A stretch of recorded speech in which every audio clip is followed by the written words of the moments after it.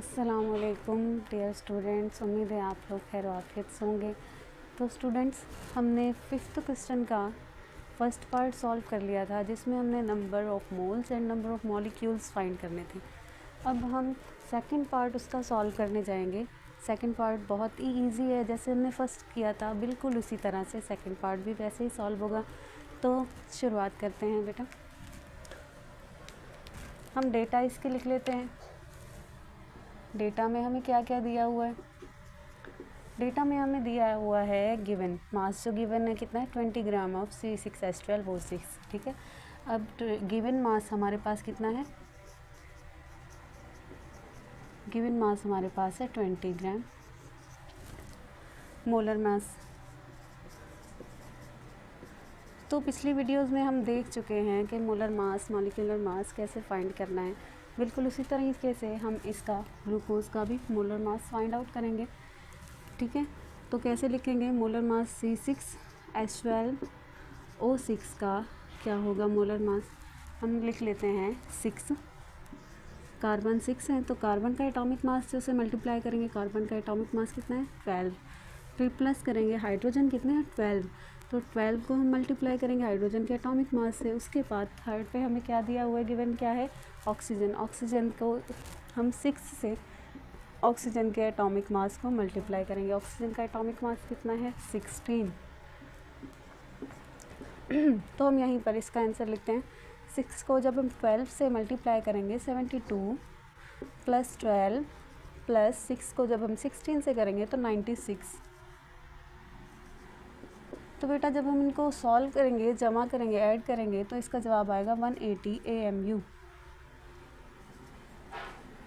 Means हमारे पास क्या आ गया? अब मोलर मास आ गया, जो कि क्या है? 180। अब हमने क्या फाइंड आउट करना है? Number of moles. As we know that number of moles किसके बराबर है? हम फॉर्मूला लिख लेते हैं। Number of moles, number of moles का फॉर्मूला क्या है? Given mass. गिवन मास को डिवाइड कर देते हैं हम मोलर मास से। ऐसा ही है। तो गिवन मास हमारे पास क्या है? 20 ग्राम। 20। ठीक है, मोलर मास अभी अभी हमने फाइंड आउट किया है, जो कि क्या है? 180।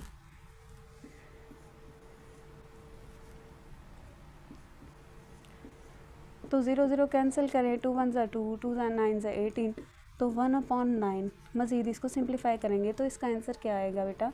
0.1111 चलता जाएगा। ठीक है, ये क्या हमारे पास आ गए? मोल्स। इतने मोल्स हमारे पास किसके हैं? ग्लूकोज के 16 ग्राम के। ठीक है, अब हमने मोल्स तो मालूम कर लिए। सेकंड हमारे पास क्या है? सेकंड हमारे पास है मॉलिक्यूल्स। मॉलिक्यूल्स कैसे फाइंड आउट करते हैं? मॉलिक्यूल्स का फॉर्मूला भी हमें पता है क्या है। मॉलिक्यूल्स जब हमने फाइंड आउट करने होते हैं, नंबर ऑफ़ मॉलिक्यूल्स जब हमने फाइंड आउट करने होते हैं, तो हम क्या करते हैं? मोल्स को मल्टीप्लाई कर देते हैं किससे? एवोगैड्रो नंबर से।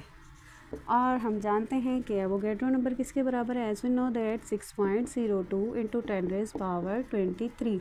ठीक है, बिल्कुल इजी है। फॉर्मूला हमें याद होगा तो सवाल तो बिल्कुल ही आसान है। ठीक है, क्योंकि मोल्स की जगह क्या लिखेंगे हम? कितने मोल्स मिले हमें? 0.111। 0.111 मल्टीप्लाई कर देंगे एवोगैड्रो नंबर से। एवोगैड्रो नंबर क्या है? 6.02 10⁻23। ठीक है, जब इसको हम मल्टीप्लाई करेंगे, इसको और इसको मल्टीप्लाई करेंगे, तो इसका जवाब हमारे पास क्या आएगा?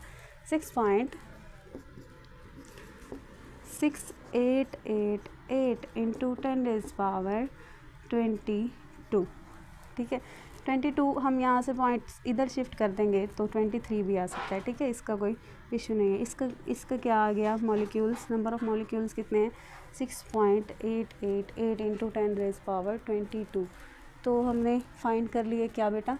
Number of moles and number of molecules. उम्मीद है आपको ये सवाल समझ में आएगा, और समझ में तो आएगा क्योंकि बिल्कुल ही ईजी है। हमें फार्मूला याद रखना है। सिर्फ 2 फार्मूले इसमें यूज़ हुए हैं, नंबर ऑफ़ मोल्स का फार्मूला, नंबर ऑफ़ मॉलिक्यूल्स का फार्मूला, जो कि बहुत ही आसान हो जाएगा हमारे लिए सवाल सॉल्व करना।